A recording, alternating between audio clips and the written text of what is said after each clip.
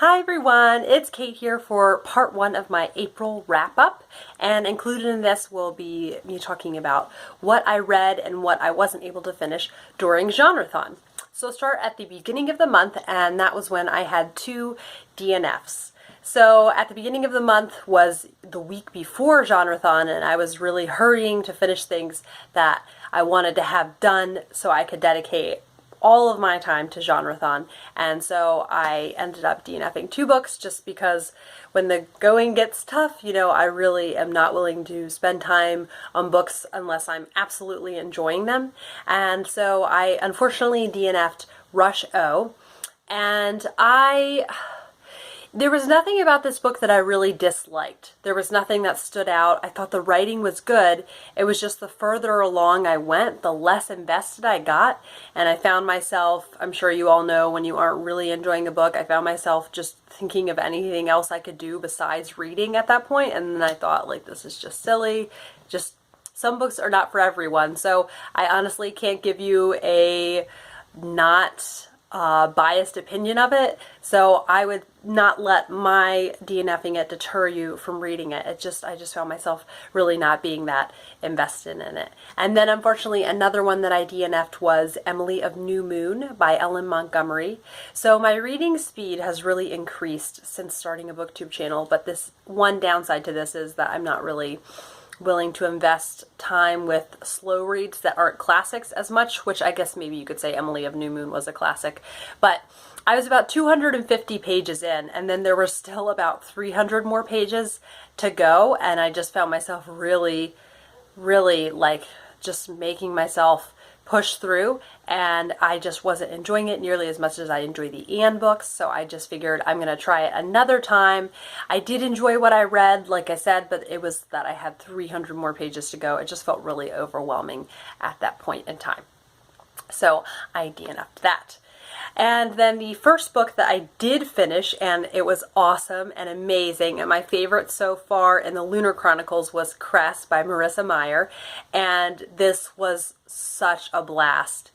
And Cress is the sci-fi retelling in this series of the story of Rapunzel, and I love the character of Cress, and I just love the movie Tangled, which is a retelling of Rapunzel, and I love the character of Rapunzel in that, and the character of Rapunzel in this really reminded me a lot of that character and all of the qualities about her that endear that character of Rapunzel to me, like her naivety and her idealism, but just very sweet and sincere, and I just absolutely loved it. And this had my favorite romance so far, and it took us to cool new settings, and the story is just really taking off and getting even more intense, and that's really all I can say without any spoilers. So definitely enjoying the Lunar Chronicles, and hopefully in the near future I will be reading Fairest and then Winter. So the next book that I finished was The Town in Bloom by Dodie Smith. Now, this was definitely good. I definitely enjoyed it, but compared to the other modern classics that I've read recently, like My Family and Other Animals and Nightingale Wood, this just didn't quite hit home for me. There just seemed to be something lacking with the story. Like, it didn't have quite enough heart for me, and it ended exactly how I thought it would, and it didn't blow me away. So, like Amanda Center said, that 3 stars is the saddest rating. This felt kind of like a sad rating. Like, it was good, but it just didn't blow me away. So I might reread it in the future, but I was a little let down since I Captured the Castle by Dodie Smith just blew me away so much, and it's one of my favorite books. I unfortunately had too high of an expectation for another one by Dodie Smith. So good, enjoyable if you like Dodie Smith or modern classics. It's a fun, light read. Then on to the Genrethon books, and Genrethon was crazy and awesome, all rolled into one. I have never read so much in a week in my life. It felt like finals week or something. Like, I just felt so busy with all the reading, but it was so much fun, and thank you all the ladies who hosted Genrethon. The sprints were awesome, and it was just, I just felt like really part of the booktube community doing this because I was vlogging, and it was really fun because there were certain people who were watching my vlogs and commenting on them, and then during the sprints I really felt like I was participating with everyone else, and I just love booktube, and it just really made me feel like I was hanging out with friends the whole week, and it was awesome. And just seeing like everybody's cheering each other on, and really cool to see everything that people were able to read. So I was able to read a total of 6 books, 5 books, 1 graphic novel, and then I started 3 more books, but didn't unfortunately get to finish those. So the first book that I finished was Under the Greenwood Tree by Thomas Hardy, and this was a good read, and his writing is really excellent and beautiful and dynamic. The only problem was I have decided that things that are written during the Victorian era or even before that, I think are not conducive to readathons, because this had some writing that I really wanted to savor, but I just felt like I needed to hurry and get through it. And so the next time I do a readathon, I don't know when that will be, but if and when I do another readathon, I think that I do not want to pick an older classic. And in case you don't know, this is a story of Fancy Day, who moves to a small town and takes a job as the school mistress, and it's about Dick Dewey, who falls in love with her from the start, and their very strange romance. And Katie from Books and Things and I were chatting with this, and she was asking me what I thought of it, and at the end I was like, I don't really know what I think of it, because Fancy is just a weird character. So yeah, I'm still making up my mind about this, and I also had a bit of a shock because it was very different than the miniseries a few years ago. So it was very different than what I was expecting, but this definitely enticed me to read more Thomas Hardy, and so I hope to do that. His descriptions of nature were absolutely stunning. The next book that I finished during Genrethon was A Girl in a Million by Betty Niels, and this was just a light, fun, fast-paced romance, and it was exactly what I thought it was going to be. So it was perfect for a readathon because the pages are really small and the print is fairly large, and I was able to read 100 pages of this in an hour.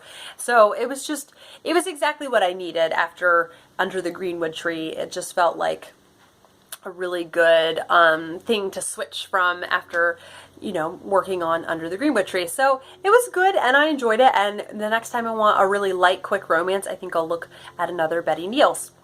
The next book that I finished, which is now another, like a new favorite of mine, 5-star read, and I'm pretty sure the only 5-star read from Genrethon, and that's My Family and Other Animals by Gerald Durrell, and I will be doing a whole review of this book. So if you are interested in hearing more, just keep a lookout for that review video. And then I read 2 mysteries. The first is Agatha Raisin and the Quiche of Death by M.C. Beaton, and the next is Harm Done by Ruth Rendell. I will be doing a dual mystery review of both of those, so keep an eye out for that if you would like to hear more about those, because as with any mystery that I read, I have lots to say about them. And then finally, I fit in here and there the 3rd volume of Ms. Marvel, and this was a lot of fun. I enjoyed it just as much, if not more, than the first 2 volumes, and unfortunately I didn't get around to reading the 4th volume, but I think over the course of the next 2 weeks I will read it while I have it.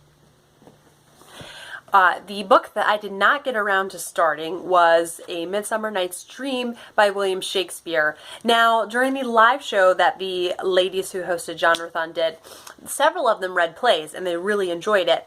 And so I had decided, from how I didn't like rushing through Under the Greenwood Tree, not to read this. But now I'm wondering if maybe actually it would have been really good for Genrethon. But we'll never know. So I will hopefully get to this in the near future. I really do want to read more William Shakespeare, so hoping to read some Shakespeare soon. I did start and get to about 150 pages of The Poison Throne by Celine Kiernan. This is high fantasy, lots of court politics, and some magic in there, of course. There are cats that can talk, and there are ghosts in this world, and so it was very interesting and captivating, and I'm hoping this month to still finish this because I really did enjoy what I read.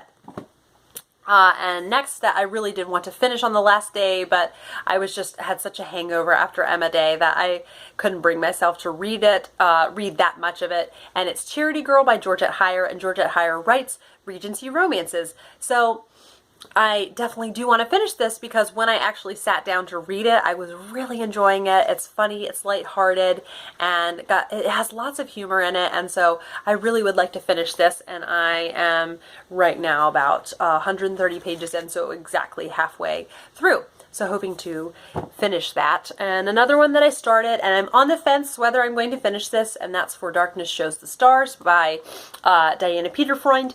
And this is a YA dystopian retelling of Jane Austen's Persuasion. And so there's nothing really that I hate about this book, but there's nothing that's super compelling to make me want to finish it. So we'll see what happens. I may finish it, I may not.